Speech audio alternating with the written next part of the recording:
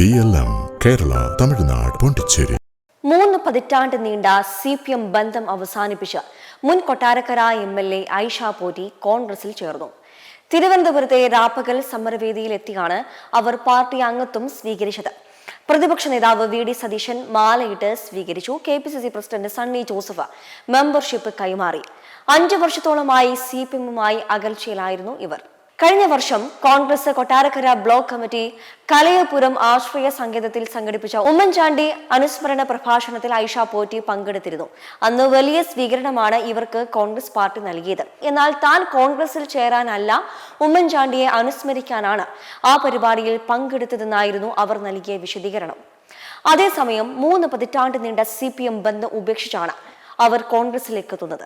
തന്റെ പ്രസ്ഥാനം തന്നെ ഒരുപാട് വിഷമിപ്പിച്ചെന്ന് അവർ കോൺഗ്രസ് വേദിയിൽ സംസാരിക്കുന്നതിനിടെ പറഞ്ഞു. 25 വർഷം ജനപ്രതിനിധിയായും പാർട്ടിയുടെ ഭാഗമായും നിന്നിട്ട് വർഗവഞ്ചകയായി മാറിപ്പോയെന്ന വിമർശനം ഉയരുമായിരിക്കാം. എത്ര വിമർശിച്ചാലും അത് തന്നെ കൂടുതൽ ശക്തിയാക്കുകയുള്ളൂവെന്നും ഐഷ പോറ്റി പറഞ്ഞു. കുറെ നാൾ MLA ആയിട്ടുള്ള ആളാണ് താൻ, എന്നാൽ തനിക്കൊരു PR വർക്കും ഉണ്ടായിട്ടില്ല. ആരെയും കുറ്റപ്പെടുത്താൻ ആഗ്രഹിക്കുന്നില്ല. ഒന്നും കിട്ടാനല്ല കോൺഗ്രസിലേക്ക് വരുന്നത്. താൻ അധികാരമോഹിയല്ല എന്നും ഐഷ പോറ്റി പറഞ്ഞു. കോൺഗ്രസ് അംഗത്വം എടുത്ത ശേഷം സംസാരിക്കുകയായിരുന്നു അവർ. ഞാൻ മനുഷ്യരോടൊപ്പം ഇന്ന് നിൽക്കുന്ന ആളാണ്. ഒരു പ്രസ്ഥാനവും മാത്രമല്ല. ഇപ്പൊ ഈ ഭാഗമായി വന്നു ഒരു പഴയ കാലം മുതലുള്ള ഒരു തറവാടല്ലേ കോൺഗ്രസ് പ്രസ്ഥാനം. എല്ലാ പാർട്ടിയോടും എനിക്ക് ഇഷ്ടമാണ്, എല്ലാ മനുഷ്യരോടും ഇഷ്ടമാണ്. ഞങ്ങളുടെ സഖാക്കൾ പ്രവർത്തകരോടൊക്കെ അങ്ങേറ്റം ജീവനാണ്.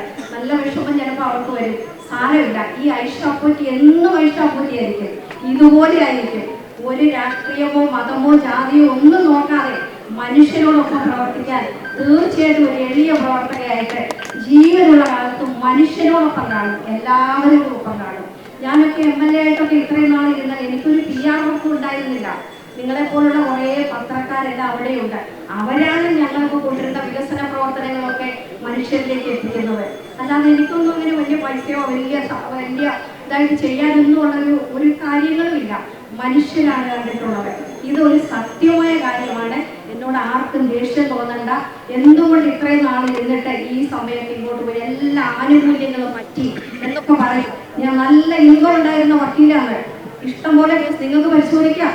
അതെല്ലാം സഫർ ചെയ്തിട്ട് എൻ്റെ സ്വകാര്യമായിട്ടുള്ള സന്തോഷങ്ങളും കുടുംബമായിട്ടുള്ളത് പോലും പലതും സഫർ ചെയ്തേ രാഷ്ട്രീയത്തിൽ നിൽക്കാൻ പറ്റുള്ളൂ. എന്തായാലും ഇത്രയും വർഷം പോയി. ഇപ്പൊ നിങ്ങളെല്ലാം കഴിഞ്ഞ തവണ എന്നോട് ചോദിച്ചപ്പോൾ കോൺഗ്രസിലേക്ക് പോകാനോ, ഞാൻ സത്യത്തിൽ ഒരു ഡിസിഷനും എടുത്തില്ല. എങ്ങും പോകുന്ന കാര്യം ഞാൻ എൻ്റെ ഓഫീസുമായിട്ട് പോകണമെന്നേ വിചാരിച്ചുള്ളൂ. പക്ഷേ ഒരുപാട് മനുഷ്യരുടെ നിരന്തരം ഒരു രാഷ്ട്രീയവും ഇല്ലാത്തവർ വരെ ഐഷ പോറ്റി ഇങ്ങനെ വക്കീലാഫീസിലേക്ക് ഒതുങ്ങരുത്. നിങ്ങളിൽ നിന്ന് ഒരുപാട് പ്രതീക്ഷിക്കുന്നുണ്ടെന്ന് പറഞ്ഞു. എന്നെ ഇപ്പൊ ചെയ്യുന്ന കാണിച്ചു തരാന്നായിരിക്കും ഇത് കേൾക്കുമ്പോൾ ഓരോരുത്തരെ ദേഷ്യമുള്ളവർ പറയാം. അതൊന്നും എനിക്ക് പ്രശ്നമല്ലല്ലേ. ഞാൻ ഇങ്ങനെ തന്നെ നടക്കും, ഉറപ്പാണ്. അതേസമയം വരുന്ന നിയമസഭാ തെരഞ്ഞെടുപ്പിൽ അവർ കോൺഗ്രസ് സ്ഥാനാർത്ഥിയായേക്കുമെന്നാണ് സൂചന. 2006 ഐഷ പോറ്റി ആദ്യമായി കൊട്ടാരക്കരയിൽ വിജയിച്ചു കയറിയത്. അന്നത്തെ മുതിർന്ന നേതാവായിരുന്ന ബാലകൃഷ്ണ പിള്ളയെ തോൽപ്പിച്ചുകൊണ്ടായിരുന്നു CPMന് വേണ്ടി അവർ മണ്ഡലം പിടിച്ചത്. പിന്നീട് ഇതുവരെയും CPMന് ഇവിടെ തിരിഞ്ഞു നോക്കേണ്ടി വന്നിട്ടില്ല. കഴിഞ്ഞ നിയമസഭാ തെരഞ്ഞെടുപ്പിലാണ് ഐഷയെ മാറ്റി KN ബാലഗോപാലിനെ CPM മത്സരിപ്പിച്ചത്. 10,814 വോട്ടുകളുടെ ഭൂരിപക്ഷത്തിൽ അദ്ദേഹം വിജയിച്ചു കയറി. MLA കാലാവധി കഴിഞ്ഞ ശേഷം പാർട്ടി കമ്മിറ്റികളിൽ നിന്ന് മാറി നിൽക്കുകയായിരുന്നു ഐഷ പോറ്റി.